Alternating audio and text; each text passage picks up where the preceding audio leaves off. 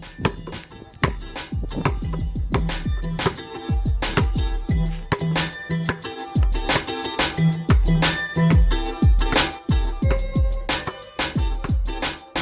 Hoop Heads Podcast is brought to you by Head Start Basketball.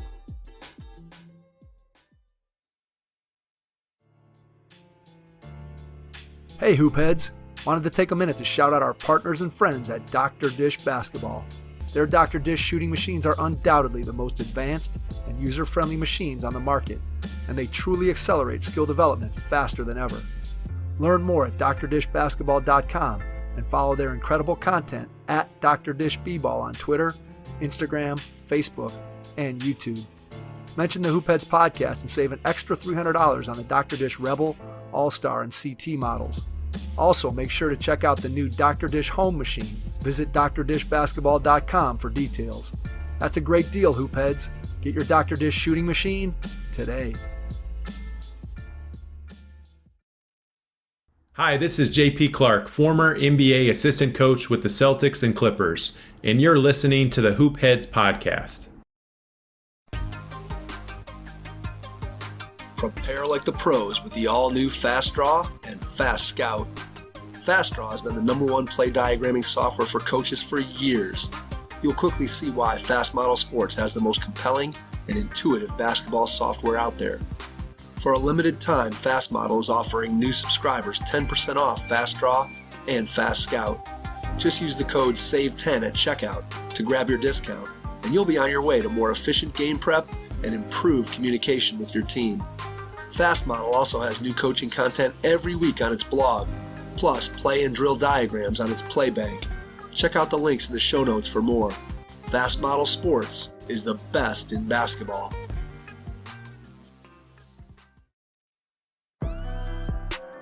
Coaches, do you have a point guard or leader you're going to be counting on next season to run the show for you? Don't leave next season to chance. Thousands of coaches send their players to a point guard college camp each summer to learn to think the game, lead a team, and run the show. Your players will be smarter, better leaders, and better equipped to foster a championship culture next season in practice and in your locker room. I've seen firsthand how PGC camps have had a huge impact on players and coaches that I know, both on and off the court. You can go to pgcbasketball.com to find a 5-day, 4-night camp near you. That's pgcbasketball.com. Just because you love them and care about them doesn't mean that communication is going to be the same for every kid. And sometimes actually because of that relationship and that care, it actually can sometimes make it more difficult for kids because they don't want to disappoint you because they care about you as well.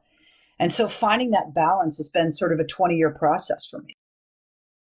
Liz Kay is the girls varsity head basketball coach at Wahconah High School in Dalton, Massachusetts. Kay has won over 100 games in her 7 years as the Warriors head coach. Under her leadership, Wahconah has reached 5 Western Massachusetts tournaments and a pair of title games in 2018 and 2020. Kay has worked at Snow Valley basketball camps as well as the Jay Bilas Camp in June of 2021. If you're looking to improve your coaching, please consider joining the Hoopheads Mentorship Program. We believe that having a mentor is the best way to maximize your potential and become a transformational coach. By matching you up with one of our experienced mentors, you'll develop a one-on-one relationship that will help your coaching, your team, your program, and your mindset. The Hoopheads Mentorship Program delivers mentoring services to basketball coaches at all levels through our team of experienced head coaches. Find out more at hoopheadspod.com or shoot me an email directly, mike@hoopheadspod.com. Make sure to follow us on social media at hoopheadspod on Twitter and Instagram. Have pen and paper nearby as you listen to this episode with Liz Kay, head girls varsity basketball coach at Wahconah High School in Dalton, Massachusetts.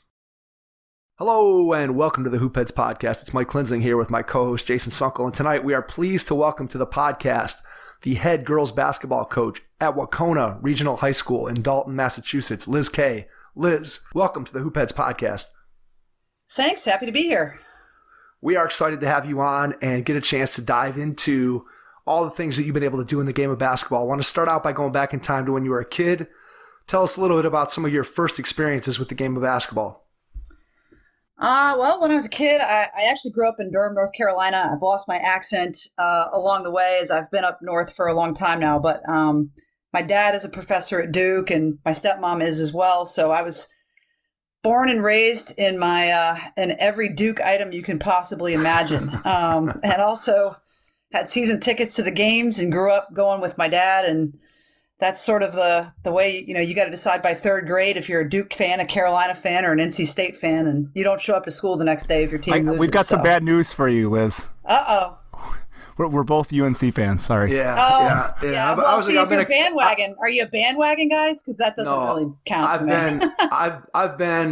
I've been a Carolina fan since probably the 81, the season where President Reagan got shot before the final game, and I'm not sure what or why. And then when Michael Jordan showed up in North Carolina, it cemented my my love for North Carolina. So I've grown to, I probably had more of a distaste for Duke earlier in my life when I was a more rabid North Carolina fan. Now I would say I'm a far more casual North Carolina fan. So I've tempered my distaste for Duke, which probably ran at its hottest during the Bobby Hurley, Christian Laettner era at Duke. So, which is probably your favorite era, maybe.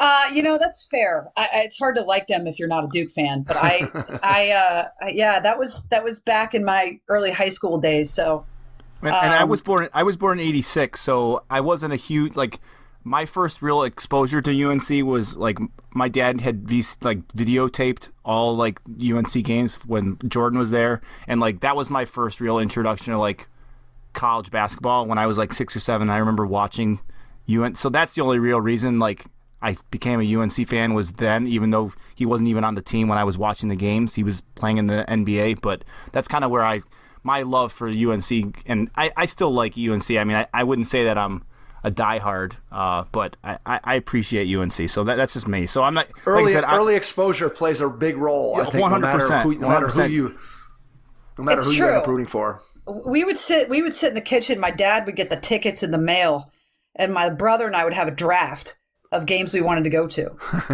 And it was funny because I had no idea at that time that there were college students that were doing other things before basketball games, and we'd go to the game and my dad would walk me the other way. I had no idea that, the Cameron crazies were probably being crazy for several hours before they got in there, but that's all I knew. And obviously there was no NBA or anything. So I went to school with Coach K's daughter, and, it was pretty wild growing up in that atmosphere. What's your favorite memory from a game that you were at in person?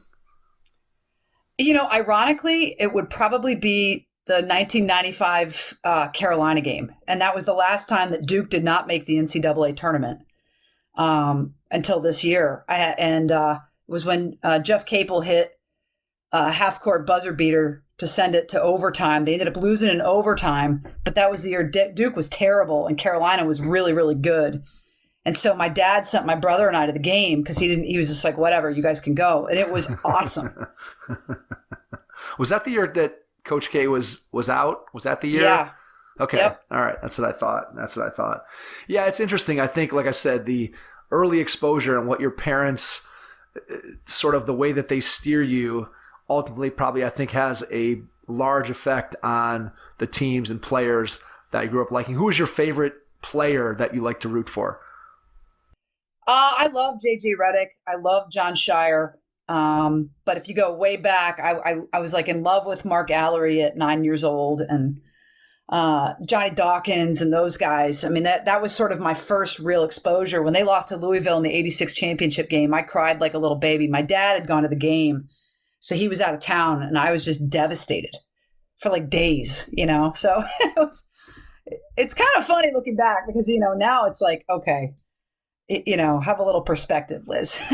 Yeah, but you know what? When you're a kid, it's totally different. Your fandom is completely different. I'll remember, and Jason again wasn't born when this game took place, but the Cleveland Browns in 1981 when they were the Cardiac Kids and we lost a playoff game to the Raiders where Brian Sipe threw an interception in the end zone, and the game was played at, it was 10 degrees or 5 degrees or something in Cleveland Stadium, and the whole season had been so exciting. And I think I was 11 years old at the time, and I did the same thing. I went behind. I remember sitting behind our sofa after that game ended and just crying and being in tears.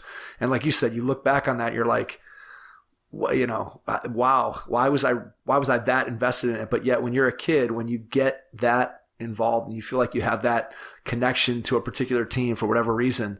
And I think as we get older, we have more interests and we understand and sort of are able to gain a wider perspective. When you're a kid, it means everything to you. It really does.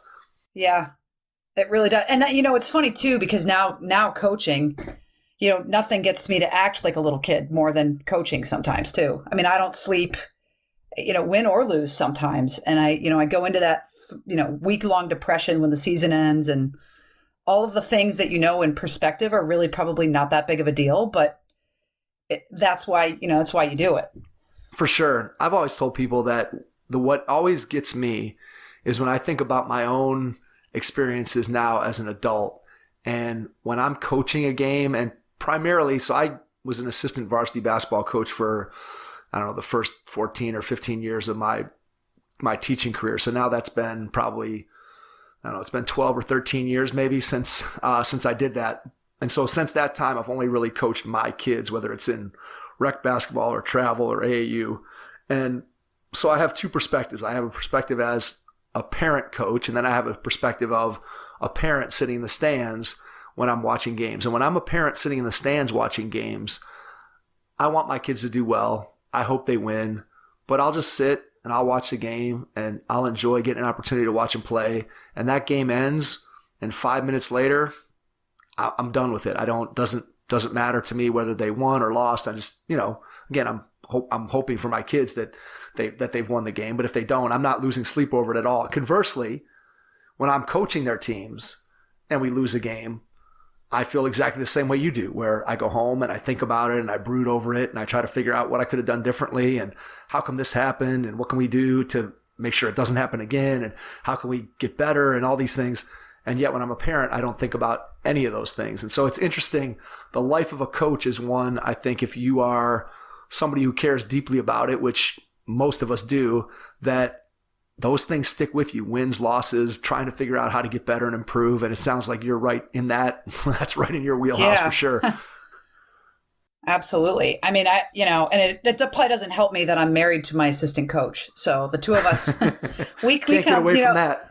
No, we go scout and it's date night, and so we're like, all right, where's the nearest, pub we can stop in before we go watch a game? And he was a boys coach before we met, and then he gave it up when his daughter was born, and then he kind of got back into it when we got together. And it's just so funny because, we don't really get a break from it. I mean, he'll stay home and watch film, and before I even get home, and he's already got it all broken down, and we're looking at things, and I'm going like, we're not going to take a break, are we? But it's pretty cool.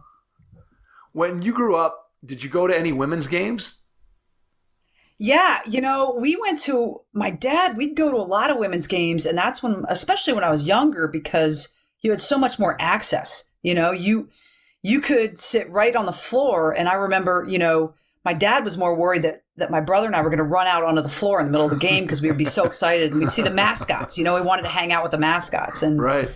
So you have a lot more free reign with the women's game, and the Duke team was pretty good, and then they were okay when I was a kid, and then I've actually gotten more into the women's game probably in the last 10 years or so than I ever have been.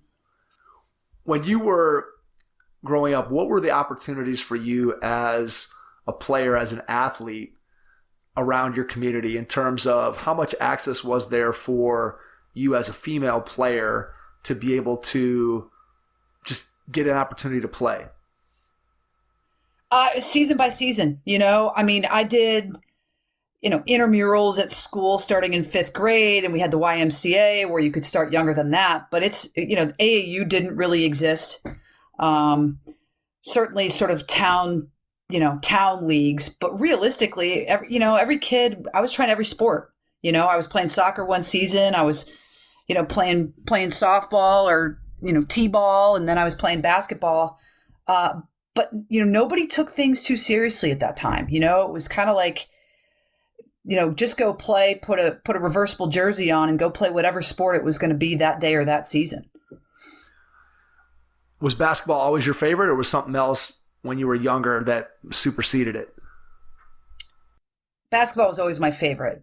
I was a better soccer player, but I will never forget. My dad, like I said, he was such a diehard. He'd pace the floor downstairs until 3 a.m. if Duke lost, or we were the ones that had everybody over for the ACC tournament, and all the kids would fill out a bracket, and we'd throw $5 in. We thought that was the most amount of money in the world. And then we'd go out in the driveway and all the kids were pretending to be whatever team they were. And we'd have our own bracket, So it was more of a neighborhood social thing than anything else that sort of got me into loving it. And once you decided that basketball was something that you wanted to pursue as an athlete, what was your methodology for improving, for getting better? Was it just continuing to just play in the neighborhood, or as you got older, did you start to kind of hone in on, hey, if I want to be a good player, I've got to really work on some different skills? And obviously, anybody who's listening today who's young can't necessarily relate to what the situation was when we were growing up, where you didn't have trainers and AAU like you described. It was a different era. So just what did you do to improve yourself as a player? Ironically, I wasn't the fastest kid. I'm only 5'5". I was not, my job was to distribute the ball. I never wanted to go in the land of the trees, so I knew I had to be a pretty good shooter. But realistically, you do what you can control, right? So for me, I played with a lot of really good players, collegiate players, as it turned out, and some at the Division I level. And for me, it was, okay, I'm going to be the best communicator. I'm going to give the most high fives. I'm going to distribute the ball. I'm going to try to be the best defender I can be. But realistically, I was not the most talented player. And so all of the controllables are things that, kids don't understand are just so important. And I think that influence especially from my dad and even coaches I had said, listen, you're not going to play a lot unless you can do these things. So get good at those things. That's what your job is ultimately going to be. And are you okay with being a role player? Because if you're not, you're just going to be miserable, So, and I had to work my way up, certainly. And that came from, being the last kid on the bench to, fighting for a starting spot. And then you get the starting spot. And then the next thing you know, you're back on the bench, and, a lot of resilience and a lot of, tears and all of those things. But ultimately, you have to be responsible for your own communication and kind of figuring out what you're good at. Did you accept that right away when your coaches came to you with that thought that, hey, you're not going to be the star? We have other players that are better than you? Because a lot of times our ego, especially when we're younger, tends to maybe get in the way, and you think, well, hey, I'm going to show you that I can be the best player. Or did you kind of realize as you were going through it that, hey, this is the way I got to go? Did you accept it right away, or is it something that came to you had to come to accept as you just kind of got into your high school career? I had an ego that did not match my ability. I you have such a distorted point of view as to what you're capable of, at least at that age. And, it was incredibly upsetting at times to hear things like that. And then, luckily I had some coaches along the way, and not just basketball, but in general, that just basically said, hey, you need to learn to be a little bit more self-aware, a little more mature, and let's rip the Band-Aid. I'm not going to tell you how great you are. That doesn't mean that you shouldn't work to those goals, but you also need to be a little bit more aware of where you are and in order to get where you want to go. What did it mean to you to be a multi-sport athlete? What did you learn? Do you think that somebody today, an athlete, because a lot of times we know today that it gets more and more difficult every year for kids to be multi-sport athletes, even at the lower levels. So what do you think you took away from growing up kind of as a multi-sport athlete that benefited you, again, maybe in basketball, but maybe benefited you in another sport? What do you think the overall benefits were to you as both an athlete and as a person to be a part of multiple sports growing up? Well, I'm a biology teacher now, so I could argue the merits of training different muscle groups and all those kinds of things. But realistically, you're taking on a different role depending on what you're doing, So, I was a center midfielder in soccer where, I was probably one of the most important people on the field. And then you go into basketball and I wasn't the most important player on the floor, and taking on different roles and responsibilities within a group of people is something that you're going to have to do your entire life. And so for me, not only that, but responding to different coaching and different players on your team and trying to maneuver that as a teenager is difficult in and of itself, but something that, at the end of the day, that's going to be one of the biggest lifelong lessons you can have. What is a character trait of a coach or coaches that you enjoyed playing for when you were a player that you remember from your time when you were younger? Well, I don't know how much I appreciated it at the time, but the brutal honesty of my high school soccer coach was something that I grew to appreciate more than any other aspect, because the communication piece generally at this point is going through, parents contacting coaches rather than kids talking to coaches. And those relationships between players and coaches are just so essential. And I think if the more honest you are, the more respect you have for each other. And to me, that was one of the most influential coaches I ever had. When you think about that for yourself as a coach, is that something that when you first started coaching was easy for you because you had kind of learned that lesson as a player? Was it something that was difficult for you to do initially and you got better at it? How would you describe your ability to be brutally honest with players over the course of your career? Well, I think for a long time, I believed that I could be brutally honest as long as they knew that I loved them. I spent a lot of time navigating relationships with my players and hoping that they know that I care about them deeply off the court. But that said, every kid is different. And I had to really, it's taken me a long time to learn that, just because you love them and care about them doesn't mean that communication is going to be the same for every kid. And sometimes actually because of that relationship and that care, it actually can sometimes make it more difficult for kids, because they don't want to disappoint you because they care about you as well. And so finding that balance has been sort of a 20-year process for me, actually. When you think about those, how do you know with a kid what approach is the right approach? Or better yet, how long does it take you to get to know that kid before you feel pretty confident that you know the right way to approach them with something difficult or with just the best way to coach them? How long do you feel like you have to know a kid before you kind of have your finger on the pulse of what makes them tick? I think it depends on the kid, but I would say that I rely heavily on my upperclassmen to sort of, relay some of that information. I mean, I meet with upperclassmen a lot. They know a lot about what's going on at school before I do. And so if somebody's having a bad day and there's justified reasons for that, you might go easier on somebody, and some kids want to be coached hard. But also a lot of that, honestly, is watching them play other sports. I mean, we go to fall games, we go to spring games, we go see kids play other sports, we go to AAU and see how they interact with their teammates. And sometimes that's actually where you learn the most, is when you're actually not in season with them. Maybe it's at when I'm running my own summer camp and we've got little kids there and all my high school players are working the camp. And that's really the time when that power dynamic kind of goes away and you're able to actually sit down and have real conversations about who they are and where they come from and what's going on in their lives. Is that something when you're in season, do you set aside time to formally have those kinds of conversations with a kid? In other words, are you sort of scheduling like a weekly, once every 2 week sit down for a couple minutes? Hey, I want to just, talk to you in my office, or I want to grab you on the floor. Or is it more of a day-to-day sort of just interaction casually where you're just getting to know the kids by talking to them while you're stretching or while you're warming up or while they're standing in line for a drill or that kind of thing? How would you describe your style of getting to know kids?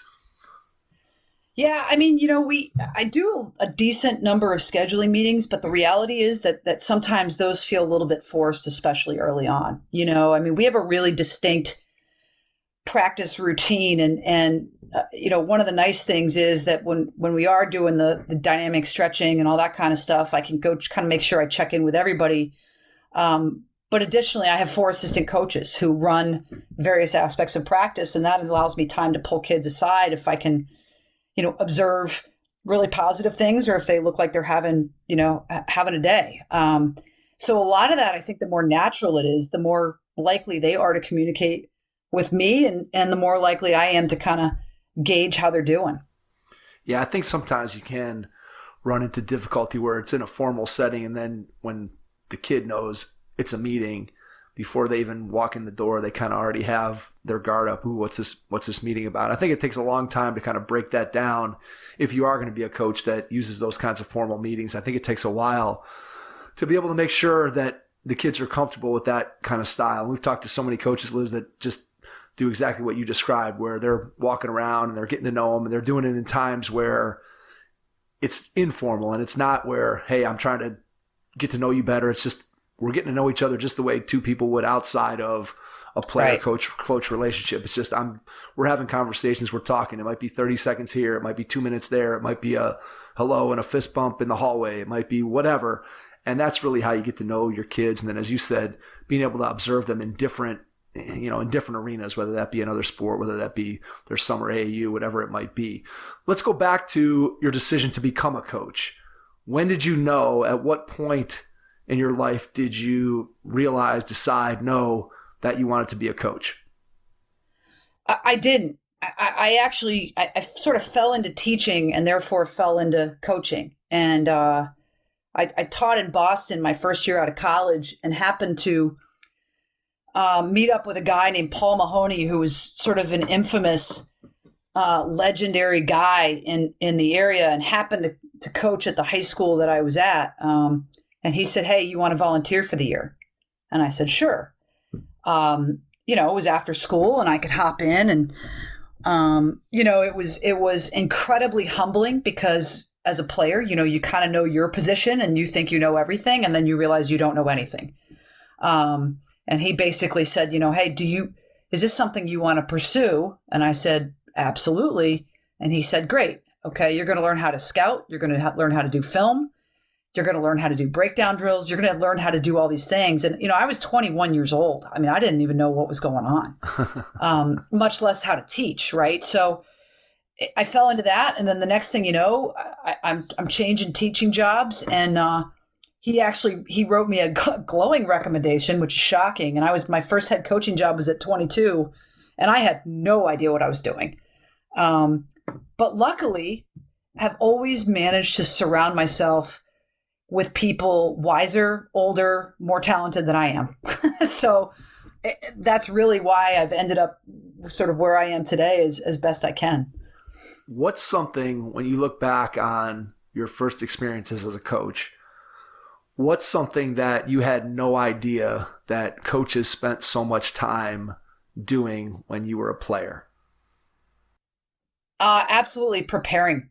I mean, I had no idea that people went and scouted games. I had no idea that, in addition to just knowing personnel, that they knew tendencies, how to attack various plays. I mean, I didn't even know what plays to run, much less how to defend them, and quick hitters and time and game management and those kinds of things. I mean, I was like, okay, well, I can teach a kid to dribble and I can teach a kid to shoot, but that's just right. The patterns beyond the individual skill work were a whole nother level for me.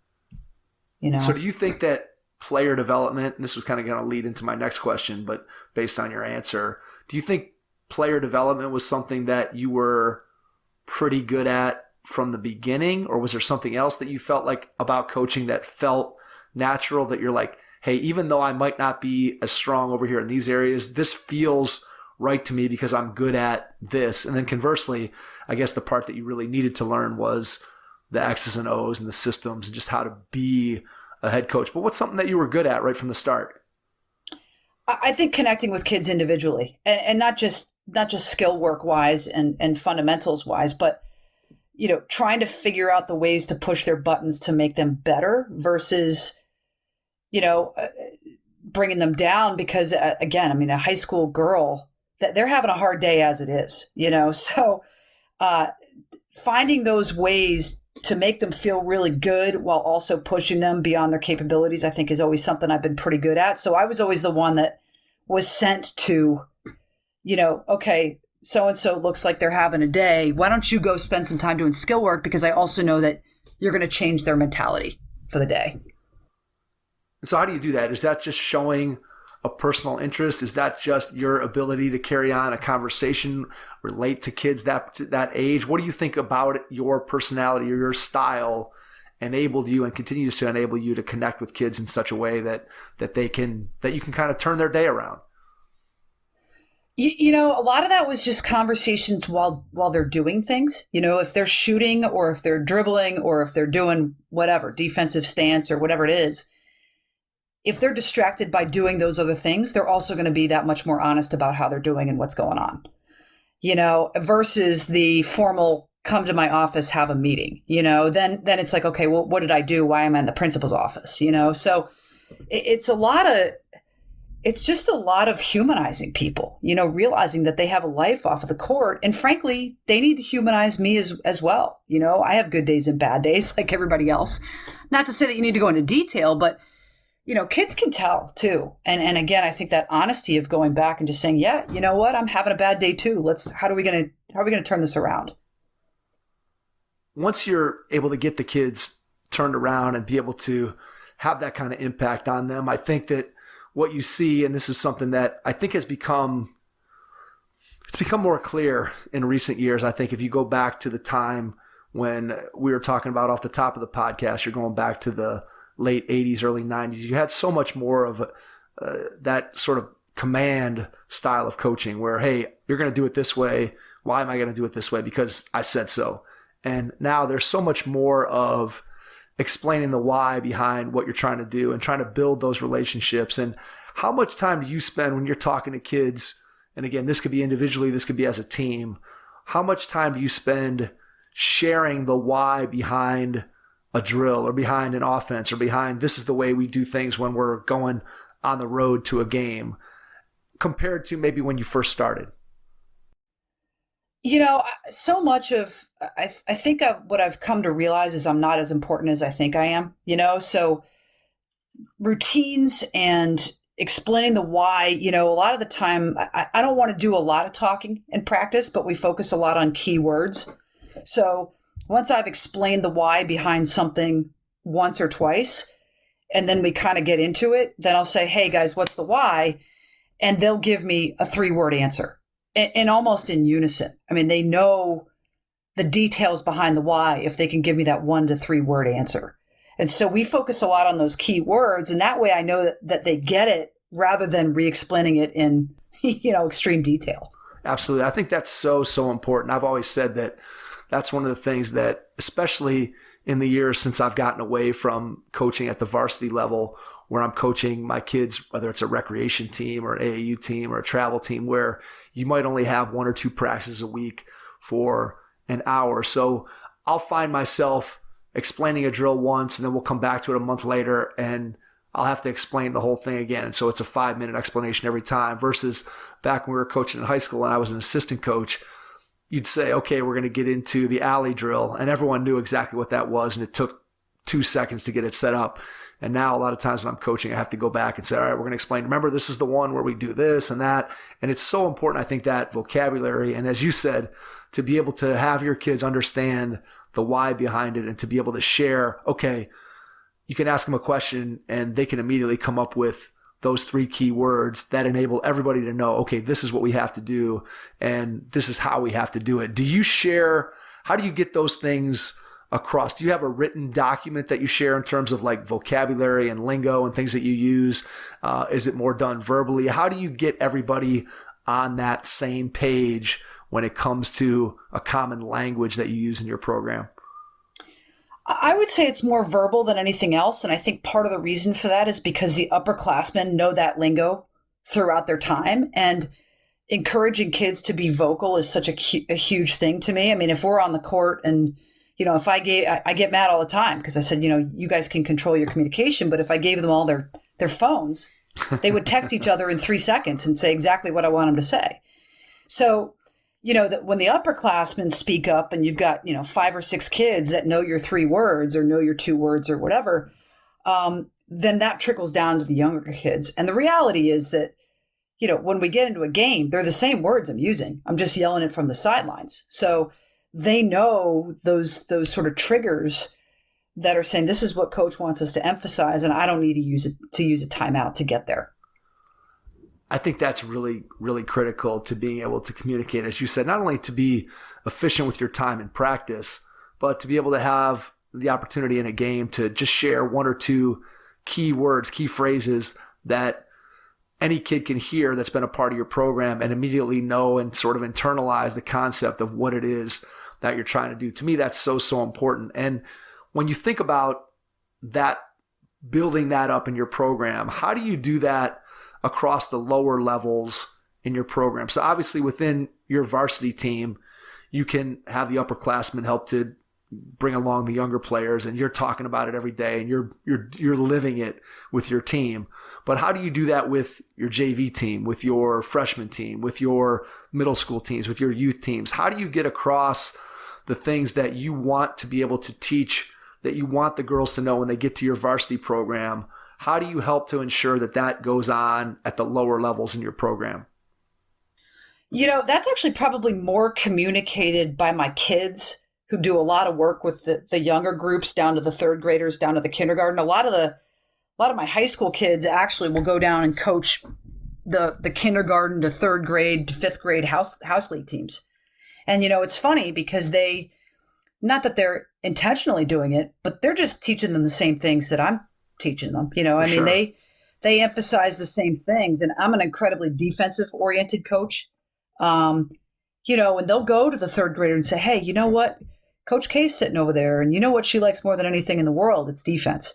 So if you're loud and you can be low and you can, communicate and you have high hands on your closeouts, that's what's gonna impress her, and it's so funny because realistically, I'm an old fart. They don't care what I say, but they do care a lot about what those high school kids say, so they've been hearing it, since they were in 3rd grade. And so all the kids that play for me now that were down there in 3rd grade, and they knew who I was, and they were terrified when I walked in the gym to see a 3rd grade game, which, by the way, is the best therapy you could ever have.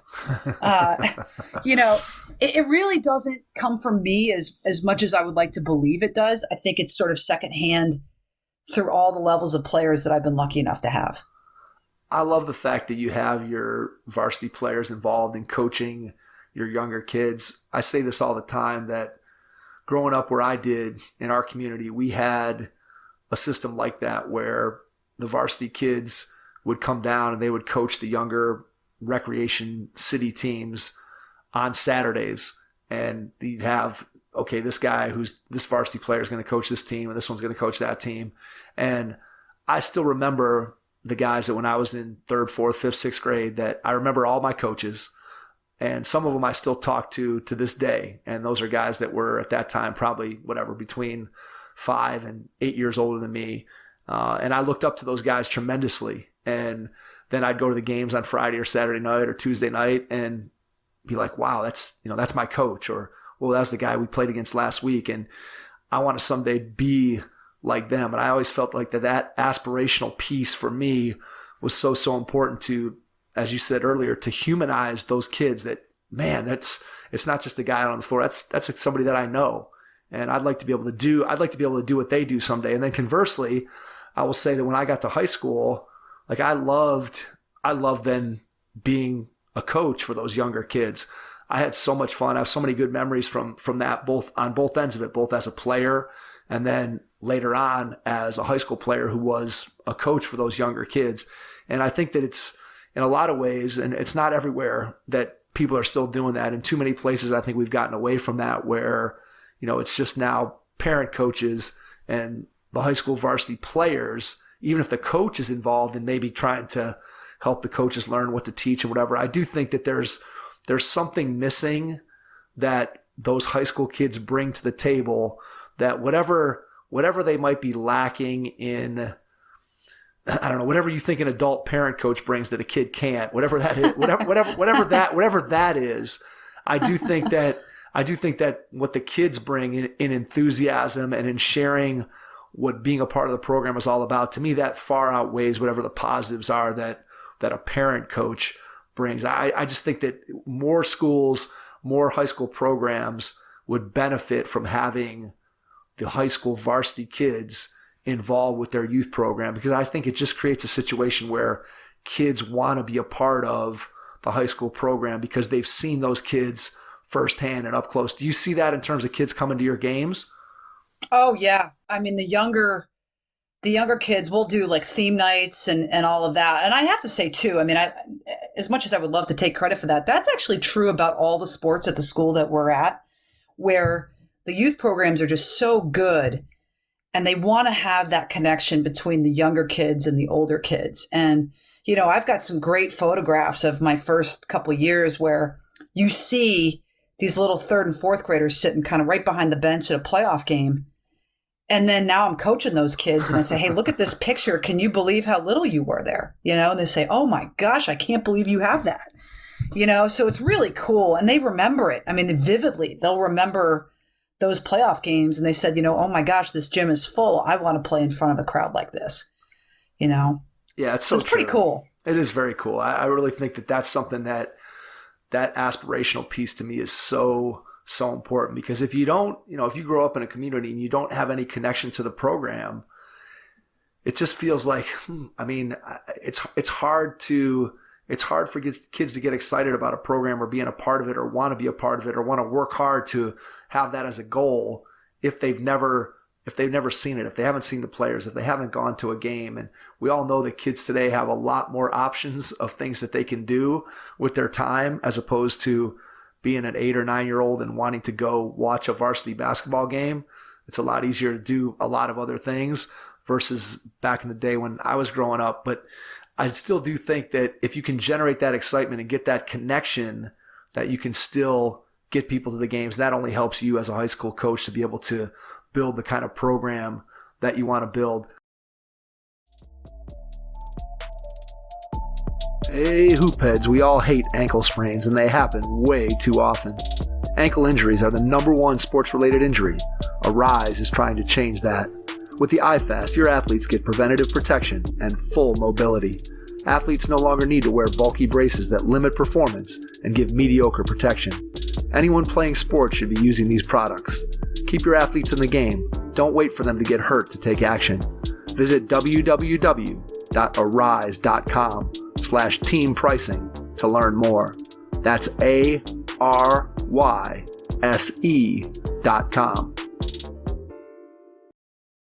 Another thing that I think is important, Liz, is putting together your staff. And you mentioned earlier that you had 4 assistants as part of your high school program. So talk a little bit about how you put together your staff and what that looks like. Obviously, one of your staff members lives at your house, so it's pretty easy to be able to pretty easy to keep him under your thumb, I would guess. But just how do you put together a staff that's going to do the things that you would like them to do in order to build the kind of program that you want to have? Well, it wasn't easy at first because I was sort of this import, you know, coach that wasn't from the town where I coach. And, you know, it's amazing what happens when you start winning. You know, then everybody wants to join your staff, right? But I would say that, you know, my JV coach has always been tremendously involved in the youth athletics in town. In fact, the majority of the high school kids had played for him back in kindergarten and 3rd grade. And, you know, they have such a tremendous amount of respect for him that when he kind of gave the okay that I was okay, then players wanted to play. You know, I think there's always a fear with a new coach coming in, and he was sort of my first gateway to help me run my first camp. And, you know, the kids kind of bought in from there because they knew that he trusted me. And then obviously my husband, Jeremy's been with me since we started. Another woman who I picked up had played professionally in Europe for a number of years. She's about 6'3", 6'4", so she certainly towers over me. But just such a tremendous resource, having been a professional player. and coming in and wanting to learn, but also really developing great relationships, especially with our post players. Those are sort of her kids, that she takes ownership over. Jeremy kind of takes charge more with the guards. And then we've kind of had a couple people in and out volunteering in the last couple of years. I had I shouldn't call her a kid now, but she's 21 and her season got canceled. Her college season got canceled and she's been at home this year. Her father tragically passed away in the fall and was a good friend of mine. And she had been my student and my advisee at school. And I said, well, why don't you come on board with us? Her father had gone to so many of our games and sort of her tribute to her dad was to come work with us this year. So that was pretty special in that realm. She also runs about 6'2". So everybody kind of towers over me when we walk in the gym. But, just they all brought something different to the table. I mean, Sarah was, 21 and the freshman that came in, she was really spending a lot of time mentoring them and sort of learning the ropes, taking over sort of the role that I had as a new coach, and then obviously having tremendously talented coaches that have been with me for a couple of years I've been really, really lucky. How do you figure out how to divide up roles? What does that conversation look like? Is that something that happens when you first bring them on board? Is that something that happens just kind of organically over time where people tend to gravitate towards areas where they either have a strong interest or a stronger talent in that particular area? How do you go about dividing up responsibilities for your staff? Over time, I would say. I think certainly with Fiona, who works for the Posts. I mean, she's been with us now for 2 years, but I would say it took a good half a season before she really felt confident jumping in because she certainly didn't want to step on toes. She wanted to make sure she knew sort of our philosophy before, really going full bore. That said, I think the more knowledgeable you are, which she happens to obviously be, then once she kind of figured out how things worked and how our system worked, she felt a lot more comfortable jumping in. She also knows that I sort of, beyond the X's and O's, I lay the ground rules early that says, listen, I'm not going to have you stand on the sideline and just watch me. If you have feedback, I want it. Because oftentimes anybody giving me feedback is probably right. And that includes games, pull me aside. What do you think? I might say no, but I'm always going to listen, so developing that trust and that friendship has been really, really crucial for us. How important is that to you as a head coach? And especially if you think back to when you first were an assistant coach, your responsibility to help to develop your assistants. And obviously we all know that there are different people on your staff at different times. Some of them are very, very happy being an assistant coach and want to stay in that particular role for a long time. But I'm sure you've had coaches that have passed through your program that have ambitions of one day taking over a program themselves, or they want to move up the coaching ladder. So how do you go about taking the responsibility for helping them to develop as coaches so that they can eventually move up to taking over their own program, or maybe they want to move on to the college ranks? Just how do you develop your coaching staff and help them to become better coaches underneath your tutelage? I have a lot of meetings about, again, just that honesty, that communication. I ask for feedback all the time. And I think that, a huge piece of that is being humble enough to have those honest conversations about your strengths and your weaknesses. The coach that took over for me at my last job, he's been doing it now for about 10 years, I think 8 to 10 years. And, he still calls me all the time. I don't think being a mentor ends, when you leave that program or they become a head coach or whatever. Sometimes actually the most development you do is when you actually become that head coach. And sometimes you don't even know as an assistant really what you need until you get there. And so I actually think the majority of my feedback, for better or for worse, has actually come when some of the coaches I've worked with have actually taken over programs and just have the ability to give me a call and say, hey, what do you think about this? And honestly, most of the time I learn more than they do in the conversation. So, my assistants at times, they don't know what to ask until you get there. Right. At least that that's what from my own experience too, I would say. Yeah, no, that makes sense. I think when you talk about, hey, you don't know what you don't know, as you get into it and you see somebody do something, you're like, I wonder why they did that. And that goes back to kind of figuring out the why. Okay, we're going to run this particular offense this year. We're going to make this adjustment because here's what our personnel looks like. And I think as an assistant coach, the ones that we've talked to that are successful both as assistants and then eventually get the opportunity to move as head coaches, they're always observing, they're always asking questions, and they're always writing things down and taking notes. I can't tell you, Liz, the number of coaches that we've talked to that have said, I started my career when I was 21 and I worked for Coach X, and at the end of every practice, I asked him or her for the practice plan. And I have every practice plan since 1984 in a giant folder. And I'm always amazed by that because myself, when I think about myself as a young coach, I was someone who had a pretty big ego, and I had just gotten done with my playing career. And I thought, well, I was a good player, so I'm probably going to be a good coach. And yet the only thing that I knew about coaching was I played for the same high school coach for my entire high school career. I played for the same college coach my entire college career. So everything that I did was based off of those two guys, and I didn't know anything else. I really didn't even know that I should be going out and studying and learning from somebody else. And so I think if I had maybe approached it differently or thought, I never thought about coaching until I got done playing, and then I was like, wait, the game is going to go away and I can't be involved in it anymore. How am I going to stay involved in it? And that's how I came to coaching. And so I think if I had thought about it earlier, that I may have approached it a little bit differently. So when you think about yourself over the course of your career, how have you gone about learning more and growing as a coach? What are some of the go-to, whether it's people, resources? How have you learned more about the coaching profession over the course of your career? It started with VHS videotapes from Championship Productions, right? There you go. Absolutely. I still have those, by the way, somewhere. I don't know if I have a VCR anymore, but and then I started working summer camps. And you're not really picky when you first start, right? You're just like, okay, I have the summer free, I'll go work wherever. It was incredibly eye-opening and sort of similar to the Snow Valley experience, where I started working camp for Barbara Stevens out at Bentley University in Boston. And she's a Hall of Famer and just retired this past year. She's won, I think, she's up there with, one of the few women's coaches that's won over 1,000 games at the Division II level, though. And you couldn't hear a pin drop when she walked in the room.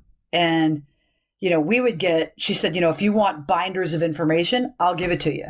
But when you worked camp, you just sort of followed her around because you were just so in awe of the fundamentals and what she has done with her college team over the years, including a national championship and all that kind of stuff. So she was a tremendous mentor for me in terms of opening my eyes to really how to break things down.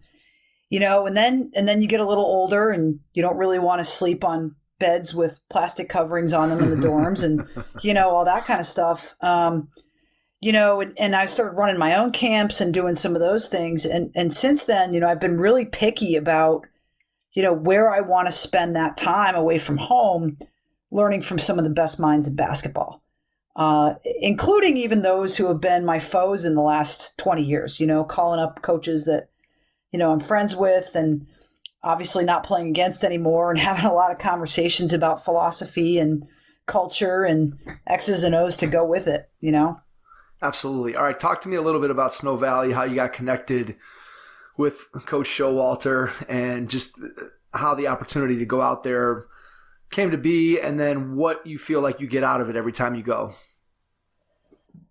So I actually got hooked up, very, very close friends with Jeff DePelto, who's out at Berkshire School. And I know you guys have had him, especially, and his dad on here at times. Yep, absolutely.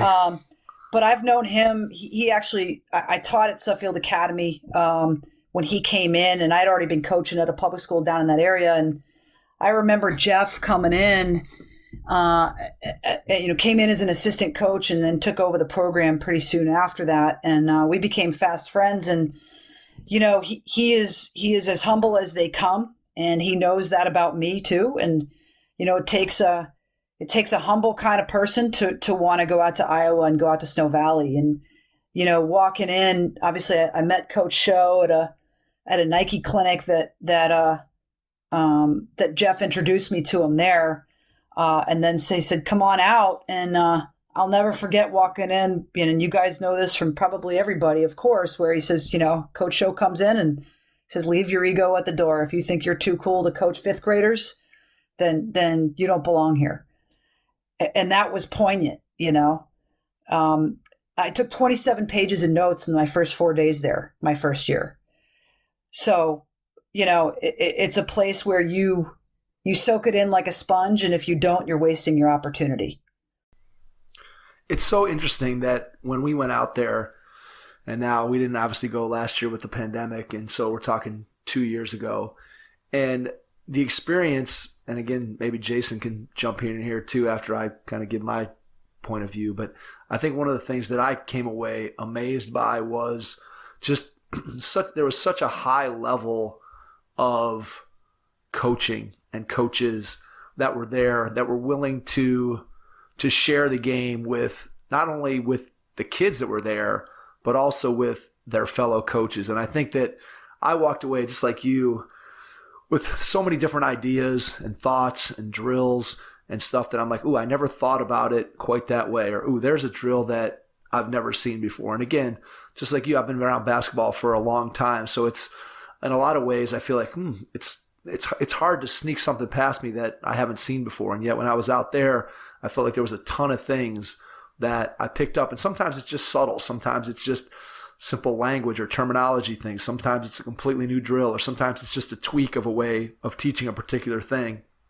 And Coach Showalter just has such a way of welcoming people in and making them feel a part of it. And then you combine that with just how much of a teaching camp it is, and the fact that the basketball world has kind of skewed away from those teaching camps. And even when you think about high school kids, most of the time they're going to team camp, or they're playing AAU in the summertime, and they're not going to those fundamental camps, which were really, really all you had when I was a kid. That's what I did in the summertime. There wasn't the AAU basketball like we have today. And the fact that Snow Valley is still out there, it's still as successful as it is, and not only from just the number of players that they get in there, but just the quality of the coaches that are there and the conversations that you have. I mean, again, we found it to be tremendously valuable. Jay, I don't know if you want to jump in. The only thing I was going to add is I was very humbled by the fact that, like, when I walked in the building, I don't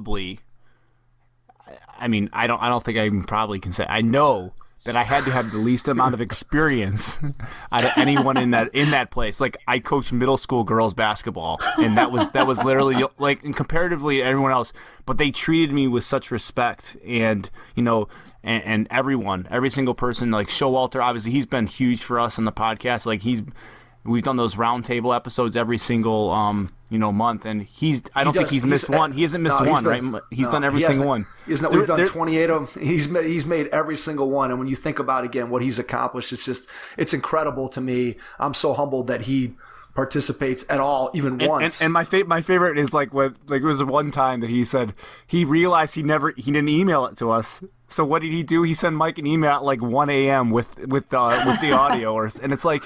The fact that I'm sorry I didn't get it on time. I apologize. I don't. I was traveling. The fact that he's even thinking about us doing this podcast, and he realizes, and he goes out of his way to help us and accommodate us, and unfortunately this year I'm not going to be able to go. And we've got things like everything being shut down last year. I'm not able to go to Snow Valley, so I sent him an email, and Show's response is, "No worries, you're always welcome if you can make it." I knew that this year there was going to be people that weren't going to be able to make it because of everything that had been shut down, and it was just the fact that he responded to me and my middle school girls basketball coach. I truly appreciate the person that Show is, and just the whole camp atmosphere was fantastic, and I really, really, really. Look forward to being able to go back out there again next summer, because I'm really going to need it, and I'm really going to like it. So I really enjoyed my time there. So yeah, it's actually, I would just say, the other guy that really made a tremendous impression on me was Dave Bullwinkle. I always happened to be put in his group for the 6 a.m. sessions, And Dave Bullwinkle, as you guys know, he's just a little old school, just a little old school, just a little bit. He was like, yeah, except for the fact that he'd already been on the bike in the weight room for like half an hour before the 6 a.m. session, just so that he could get his blood pumping, so that his energy was high enough to work with kids coming in looking sleepy. I mean, I'm just like, are you kidding? And we have dinner together all the time, and he was telling me stories. But you talk about the humanizing piece, and Coach Show and some of these guys that I don't even think I deserve to be in the same room with. They treat you like gold, and once you're in, it is one of the most valuable connections that you can get to other coaches, because we're all so passionate about it. And you don't recommend anybody, just anybody. You people say, "Oh, I want to work out there." I say, "I don't know you well enough to recommend you to go out so there." True. Don't make me look bad.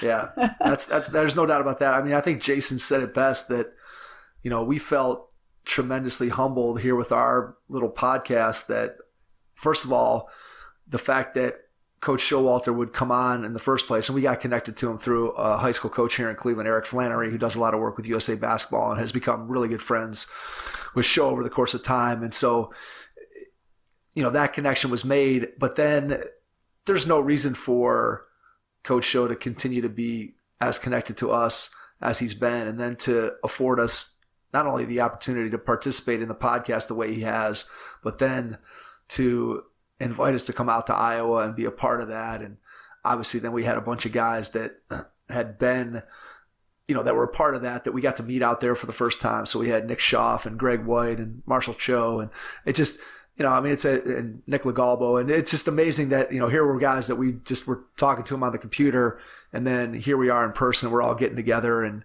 I would count all those guys now as friends. And, it's not just the fact that we talked to them on the podcast, but now you put a face to a name, and you really get to see what they're all about. You get to know them as people. You spend some time eating dinner in the cafeteria. You spend some time out at night after you get done with your responsibilities with camp. You spend some time just sitting in the dorm room talking, and you really get to know what people are all about. And to me, that's what coaching is all about. And I'm sure that you experienced all those same things. Yeah, absolutely. And I am going to go back this summer, and I can't wait. I'm really excited about it. Yeah, it's just a special place. And if anybody who is out there, that I know we have a lot of people in our audience who I'm sure have been connected to it in some way, shape, or form. But if you ever do get an opportunity and you get an invite, I would highly recommend it, both as a player and as a coach, to get out there and be a part of it.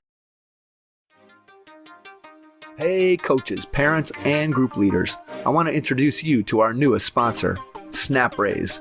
SnapRaise is the nation's largest digital donation platform built to help teams, youth groups, and clubs raise money quickly and efficiently without selling products. SnapRaise builds your group a customizable campaign website, and students use their mobile devices to connect and engage with their biggest fans. My son's high school team used SnapRaise this season, and our team raised all the money they needed to fund their season, and then some. Getting SnapRaise started is quick and free. Just visit snapraise.com and you'll get connected to a local SnapRaise expert in no time. So let's get back to you as a high school coach. What are some of the things that you feel have been the keys to your success as a coach? If you had to point to one or two things that have been your strengths in building a quality high school program, what do you think those strengths are? Like I said, I'm a defensive coach. So, that's something I've always sort of hung my hat on.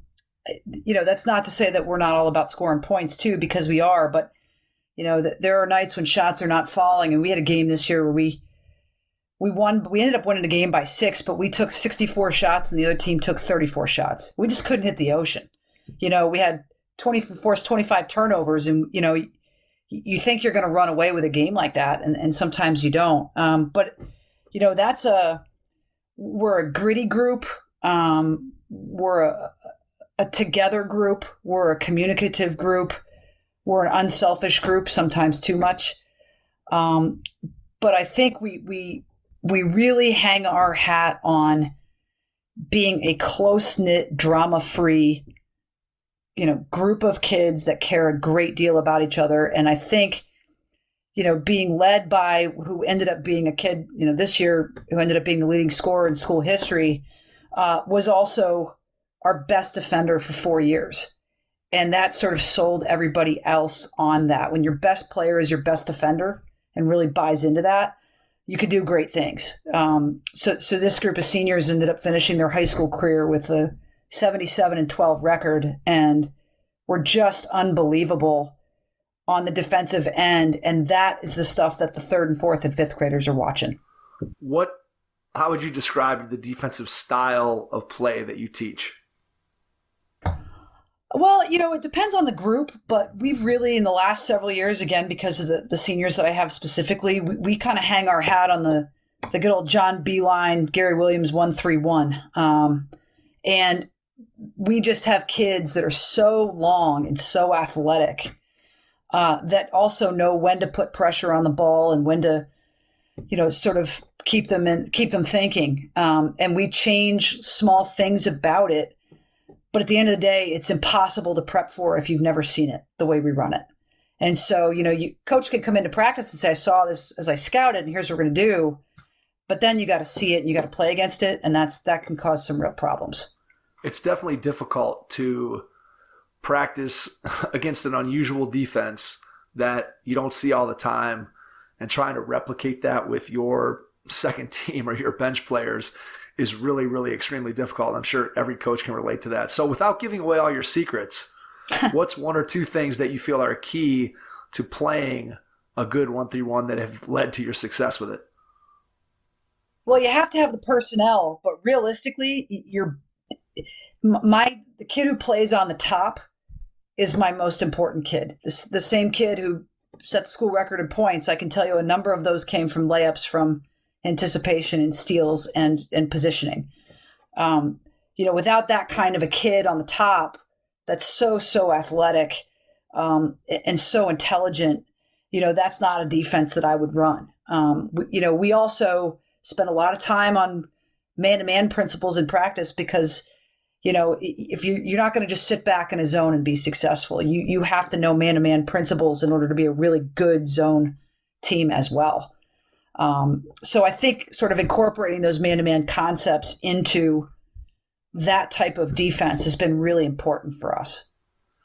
Yeah, that's really, I think, a critical aspect that sometimes, especially when I think about coaches at younger levels trying to play zone, and we've all seen the sort of the caricature youth basketball coach sets the kids up in the 2-3 zone, and they're just 5 kids standing there with their hands up, and they really have no idea what they're doing, and they're not.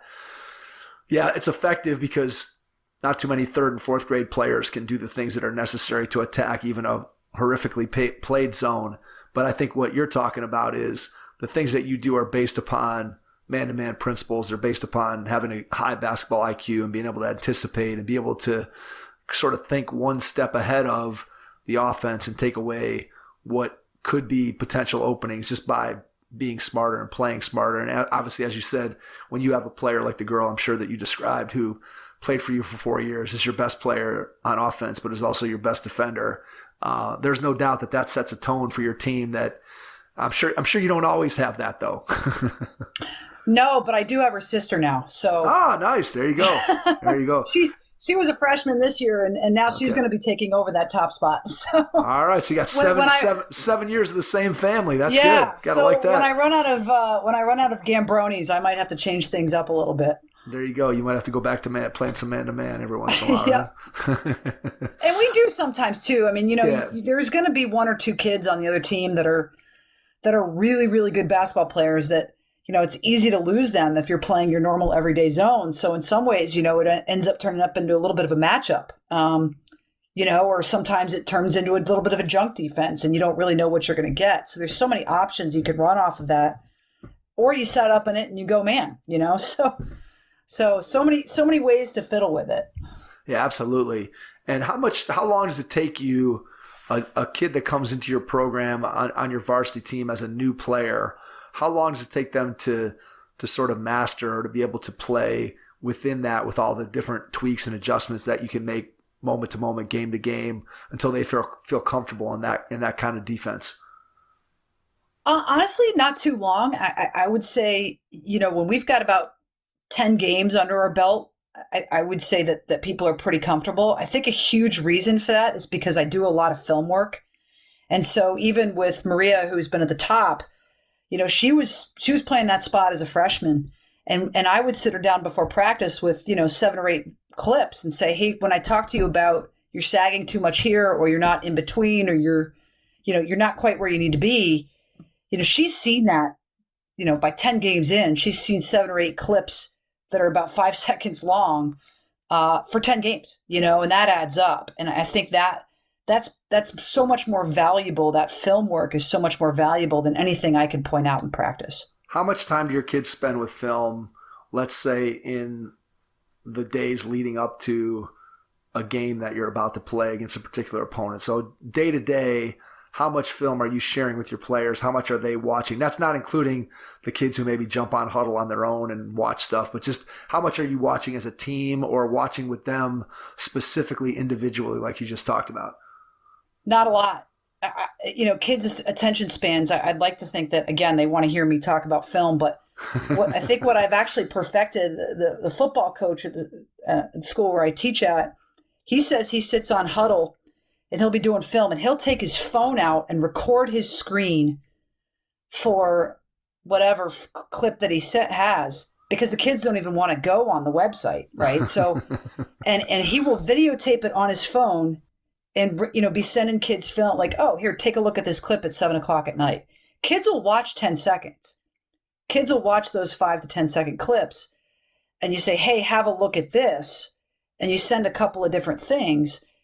That sticks with them much more than anything longer than 5 minutes of me sitting in a room with them. And I will break down maybe 5 minutes of film before a game or whatever and emphasize it in practice. But otherwise, I've found with my group of kids, then they're just mediocre at a lot of different things instead of pretty good at a few. What kind of things are you showing them? Are you more likely to show them something that they've done well and say, look, this is how we need to execute this particular action or this particular defensive movement or whatever it is? Or are you pointing out things that they did incorrectly that they need to fix? Is it a balance between the two? How do you sort of draw that line? It's more of a balance. I also think, when we're doing team film, and again, it's not incredibly long, but it's the little that we do as a group is very, very little about obviously individual accolades or things that they're doing well or things that individually they're not doing as well. And more, hey, we rotated incredibly well here, or, here's a set we're going to run on offense against this team frequently. What little adjustments can we make within that? Here's how you've been running it. What do you see, from the last time that we played this team? So it's actually becomes more of a question and answer than it is a feedback session. And then, individually, it's certainly a mixture. It's here's what you're doing really well, but hey, check this out too. It's that old positive, positive sandwich in a lot of ways. For sure. Absolutely. How much film are you yourself watching in order to prepare for opponents and in order to be able to break down those clips that you're eventually going to share with players? So in a given, let's say to prepare for an opponent, how much film are you yourself watching? Well, we kind of make it a point, and again, I'm married to one of my coaches, so it's a little easier. I don't have to fight to go watch games, but we will see a team play typically in person probably 3 times before we play them. And then on top of that, he'll film and I'll take notes as we're watching them play. We are allowed to do that in Massachusetts. So we can film the game that we're scouting, and then we'll go back to it at home and spend some significant amount of time putting together thoughts and clips, et cetera. So quite a bit. What are the main things that you look for? Tendencies. We obviously want to know individual skills and players to look at, et cetera. But, the number of times that I've looked at, and Jeremy's much better at looking at sort of how to attack offensively. That's sort of his specialty. But I would say at least, it's amazing to me how many teams go to the right side of the floor. I mean, You look at a team, you say they attack 76% of the time going right. And how do we want to adjust where we are based on that? Or, we really need to get out and transition on this team. We haven't pressed all year, but this is a team we can do that, So a lot of it's individual tendencies, but a lot of just sort of tweaking what we already have. We're not trying to reinvent the wheel. Is it hard as a coach when you see something on film that you realize that you could make a particular adjustment or you could add something in new just specific for that game or that opponent? And how easy is that or hard is that with a particular team? And it's probably different from team to team, obviously, and player to player, because you have different levels of IQ and different levels of experience with teams. But just as a coach, when you see something, you're like, oh, we should really try this. How difficult or easy is it to implement a change in a game plan or in something that you've done, maybe that you haven't done all year? Like if you said, okay, we haven't pressed at all, but this team is terrible handling the ball in the backcourt, we need to press. How do you go about putting that in, or do you put that in, or do you just say, hey, that's just not what we do. We have to kind of get through it with what we already have been practicing. It's easier for me to buy into that than it is for the kids. They are so dialed into what we do well that they don't want to change what we do. They're so confident in it. And a lot of the times, especially when you're looking at the 1-3-1, sometimes for it to be the most successful, you have to go away from it. And so we might do what we do early, but we know in our back pocket, hey, we need to get the pace going here. Let's do this now. And it doesn't necessarily require a timeout to do that, but you say, hey, we know we do what we do. Here's our back pocket option. And then they're more willing to buy into it. They're not willing to buy into me coming into practice and say, hey, we're going to do something totally different tomorrow. So it's more of a back pocket game. Yeah, that makes total sense. I think that, again, if you're doing a good job as a coach, your players are going to have a strong belief in what you're teaching because you've done a good job selling them on why you're doing it and that why you're having success as a result of that. And when you try to throw something new in just for a particular game, maybe like as you said, it's a small wrinkle. It's a little something that we can put in there. It's not completely revamping everything that we do every time we're trying to play against an opponent. It's interesting to me always when I talk to coaches about the amount of film that they watch, and I think back to my experiences early in my coaching career, and certainly my experiences as a player, what film was like back in 1988, and how difficult it was to be able to watch film at all when you're talking VHS tapes and trying to rewind and make sure you hit the clip, and you rewind 3 minutes too long, and then you end up watching the same thing over and over again and having to mail videos to people and having to have these clandestine meetings, hey, I'm going to drive 45 minutes and meet you here. And there's so many stories of guys who were college coaches back then that were driving to meet people in the middle of the night to exchange video. And now you can watch things so easily. Do you find yourself, even though you can be more efficient with film today, do you find yourself watching more of it because it's so easy to watch it? Like, in other words, even though you could, let's say before you would watch 2 games on film and it might take you 3 hours. Now in that 3 hours, you could probably get through, let's just say 5 games. Do you find yourself spending the same amount of time and watching more, or do you find yourself spending less time and being more efficient? I would probably, I'm one of those people that has to see people in person. The exception to that is this year with, the fact that we couldn't really have fans in the gym, it was even more accessible because everything was live streamed. So if we didn't have a game, we're sitting on our couch watching, a team we're about to play next week. It's just right there live streamed. Yeah, which is incredible. Which is incredible, by the way. I think that's probably going to be one of the best things to come out of COVID is just how it accelerated everybody live stream their games. I think about it from my son was a freshman this year, and my parents live in Florida, and they got to watch every single game that he played this year, because whether they watched it live or I would just send my dad a text and I'd be like, hey, Dad, they play today at 4:30.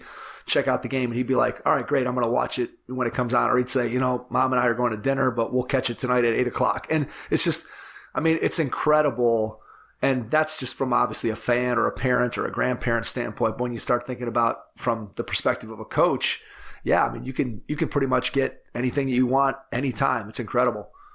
Which I actually don't like, because I'm actually the person that likes driving the hour to go see somebody play 3 times, because I know they're not driving an hour to come see us. Right. Everybody's not right. Everybody's not willing to do that. Exactly. No. And so, that's the other piece of it, is that one thing we know and our kids believe is that we're always going to be more prepared than who we're playing. We always believe that, because they're not driving out to see us. And I don't blame them. They probably have a lot more going on than Jeremy and I do. But that's something I actually don't want to go away.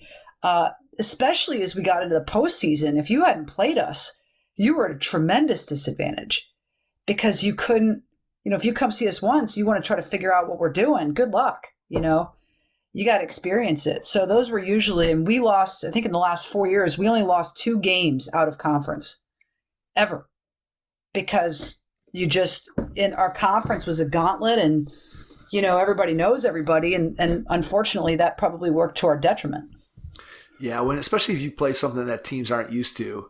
I think it's that Jim Boeheim Syracuse 2-3 zone theory of, if you don't see it all the time, it's really hard, like I said earlier, it's really hard to replicate something that is unusual with your team in the 2 or 3 days you might have to prepare for an opponent. Even if you've scouted it, even if you've seen it, you can talk about it all you want, but you can't replicate it within your own practice. You really have to get out and have experience with, which again, when you're talking about conference opponents, yeah, so they've seen you in multiple years, they see you multiple times a year, they can at least start to get a feel for what it's like. Whereas a non-conference opponent, there's really no way to be able to replicate an unusual defense, especially one that is filled with talented players that can execute and do the things that they're supposed to do. So let's talk a little bit about this year and how unusual it was from a COVID standpoint. We talked before we jumped on that your kids spent the season playing wearing masks, and we're here in Ohio and we got our season in and kids wore masks on the bench, but they didn't wear them while they were playing. So that's obviously one of the things that you guys had to go through. But just give us an idea of what this season was like for you, for your kids, some of the things that made it unusual, some of the things that you learned from it that maybe you weren't expecting. Just kind of give us an overview of what the year was like dealing with COVID.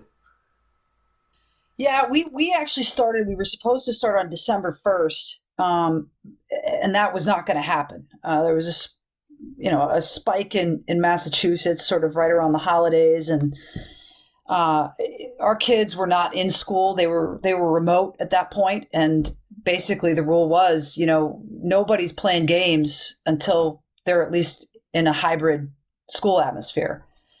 That said, they did allow us starting December 14th to go into small cohorts of about 6 to 8 kids, where we could go in with those 6 or 8 kids and not do any contact drills, but just all skill work. And we did that for 2.5 weeks before we were actually allowed to have a real practice, which was actually kind of cool for me, just in terms of getting to know kids and things like that, but also just the fact that they didn't have a fall season. This was really their first time back. They were in masks. They're hand sanitizer everywhere, as you can imagine, and chairs all over the gym. And, it provided a really unique opportunity to get to know them that way. But also, again, I think you put the mask on and it takes a lot to get used to. It is like you are climbing a 15,000 foot mountain and you're learning how to breathe the correct way. But that said, I think it gave us a tremendous advantage because we were the only team practicing at that point. In all of Western Massachusetts, actually. And so we got that time in together, and then we were able to do contact practices starting in early January, but the kids weren't back in school yet. So it was a matter of not only getting our kids back into hybrid fashion, but we had to have teams to play. Right. And we knew we weren't going to be allowed to travel outside of our sort of Berkshire's area, as it was. But then it's like, okay, well, our other team's going to jump in.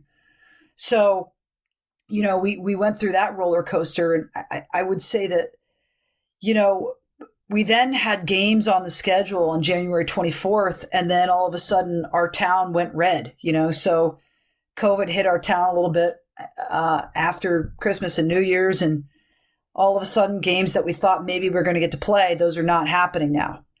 And I remember the school committee meetings debating that. And I remember getting on Zoom and watching them. And, kids and parents were writing letters. And I actually had a sophomore this year get up in front of a Zoom meeting full of 150, 170 adults in Zoom and basically read a statement on behalf of our team to say, please let us go back to school. And it was humbling. It was an indicator that some of these kids are wise beyond their years, and they've been forced to be. A week later, we were back, and all of a sudden, we were playing 4 games that week. I mean, we just said, we're playing as many games as we possibly can. And you know what? I don't even need to practice. I'm not that important. Let's just go play games. So between February 1st and sort of the second week of March, we got 20 games in, which is, I think, more than maybe any other team in the state, honestly. We were not allowed to have a postseason. But I think one thing it taught us beyond the basketball piece is that, high school kids are always looking to the next thing. It's the next season. It's prom. It is, whatever formal they have. It's April vacation. It's whatever. And basketball is a long season. My kids were just so happy to be around each other that if a snowstorm called off practice, I had kids in tears. They just wanted to be around each other. And so that provides a unique perspective where, sometimes it's not until you're older where you realize to appreciate sort of moments as they come instead of looking to the next thing. That's something that I think our high school kids will take away from this year in a way that no other high school kid will ever be able to do again. I think something that always strikes me when I think about the experience of players versus the experience that a coach goes through, and I think COVID made this pretty clear. When you think about kids who, let's say last spring, lost their season completely, at least here in the state of Ohio. So anybody who played a spring sport last year completely lost that. It's never coming back. Like those kids who were seniors last spring are never going to get to play their senior year of baseball or run their senior year of track. And if you're the baseball coach or the track coach, this year, guess what? You have another season. And it's the same thing for you or I as a basketball coach, that if you hadn't have gotten to play a season this year, you would have been disappointed. You would have been sad for yourself. You would have been sad for your kids. But next season or the season after, when things return to normal, you'd be back coaching and you'd continue to have those experiences. And yet high school kids, like you said, you only get one chance to go through that and to be able to experience it and to be part of a team. And again, especially if you're thinking about it being your last year, your senior year, but even if it's your freshman year, you only get 4 years to be a high school athlete. And if you lose one of those 4, losing 25% of something is a pretty significant loss. And the fact that your kids advocated for themselves to be able to play, and I think that was probably something that was universal across the country, of kids wanting to get back in school and wanting to be able to play their seasons and figuring out a way to do that safely so that people didn't get sick and they didn't help to spread it through the community and that kind of thing. I just think that we all learned to be a little bit more resilient. But I think as adults, it was really, really important to keep in mind that, yeah, we might live to be able to have another season, but kids miss out on a season. It's a huge chunk of what they get to do. And I think that's what I took away from it, was just being so grateful for the season that we did get, even though it wasn't quite what everybody thought it would be, or maybe it wasn't quite normal. It's just the fact that, yeah, you might not know who you're going to play until the day before because you're calling to say, hey, are you guys quarantined? Can we get a game with you? That kind of thing. And so never quite knowing what was going to happen and what practice was going to look like on a given day. But just the fact that we were able to overcome it and get a season for those places around the country that we're able to have a season, I think coaches and players alike were extremely grateful for the opportunity. Yeah, and I would say, it was weird too, because like as I said, our conference is kind of a gauntlet, and the reality was we were only going to be able to play teams from our conference. So, we had 2 teams in our conference that won the state championship at 2 different levels last year. So they're already going to be the best teams that we're going to play, And at first it was, well, I've got a kid who could set the all-time scoring record at the school. Oh my gosh, are we going to have enough games for her to be able to have that opportunity? Right. And as it turned out, I had 3 seniors that all set different records at the school. And they wouldn't have been able to do that if we hadn't been able to play, and then it's like, okay, we've played 10 games. can we keep this going here? And by the way, we haven't lost yet. And we've beaten 2 defending state champions, and we're going to play them again, And so, then you get to game 17, 18, 19, and you go, oh my gosh, we're going to run the table here, And, Yep. and then you are playing for something. And at that point, without a postseason, we knew, I think at that point, it's like, we don't need a postseason to know that we would not have lost one game this year. There is no way we were going to lose a state championship game. We knew that. And so that's the shame of it too, where you play the what if game, but at the same time, the way that the school supported us and, people supported each other, it was pretty remarkable to see lessons learned that go so far beyond perhaps the 5 or 6 games that you would have gotten if you'd had a postseason. It's just perspective wise, So it's been humbling, but man, we feel so fortunate when I have so many friends that were unable to play or went through quarantines or, coaches from all over the country that lost their seasons completely. And as bad as I felt for last year's seniors, this year's seniors, boy, they've had to do a whole year of it, Yep.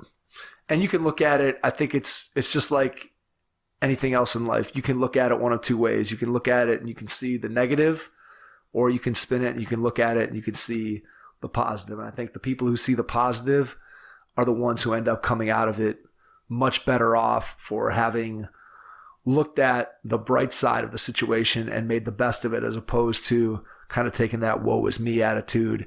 And look, your kids are always going to look back on it and say, yeah, we didn't theoretically get to cut down the nets after winning a state championship game, but we won 20 games. We lost none of them. And we know in our hearts that had we gotten that opportunity, that we could have gotten it done. And conversely, like you said, it could have been very easy where you don't even have a season. And so just the fact that you're able to get one in, I think is tremendously valuable. I want to end here, Liz. We're coming up on an hour and a half. I promised you we're going to try to keep it to an hour and 15, but it never happens. We just kind of keep rolling. So I want to ask you one final question. It's a 2-parter, and it goes to asking you, when you look forward, what is the biggest challenge that you see ahead of you over the next year or two? And then number 2, when you get out of bed in the morning, what is the biggest joy that you get from being a head coach at the varsity level? Well, certainly in terms of just the basketball piece of what the biggest challenges are, I lose 3 tremendous players and we have to reinvent ourselves, but I think the foundation is in place. That said, I think one of the biggest challenges, and I can't speak for what it looks like all over the country, but so many kids play all these sports in middle school and then they get to high school and they stop playing.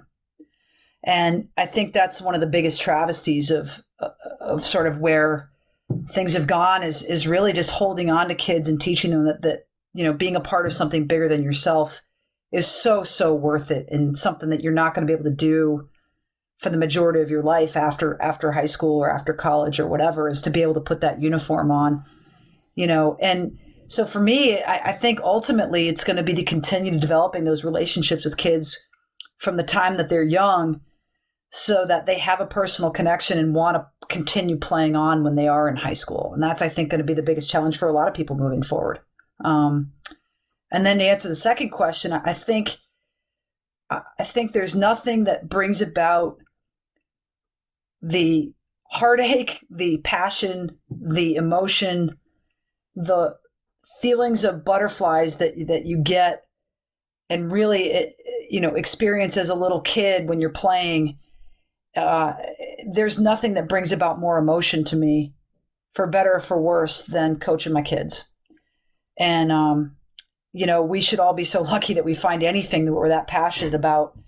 And as long as it does, I'm going to keep coaching, as long as they'll let me anyway, until they drag me out of the gym. But I just think that for me, the ability to feel those highs and those lows on such a deep level is something that I hope I don't ever lose.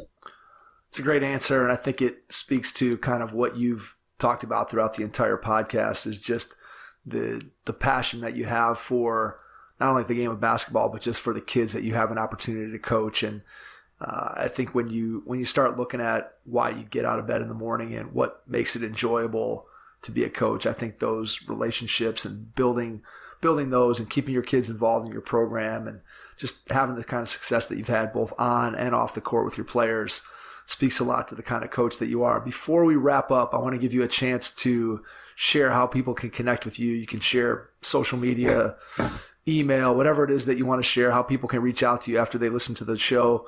If they want to just reach out and talk some hoops or say thanks. And then after you do that, I'll jump back in and wrap up the episode. Sure, I'd absolutely love to. I'm on Twitter at Coach LK22. My email is lizkay22@yahoo.com.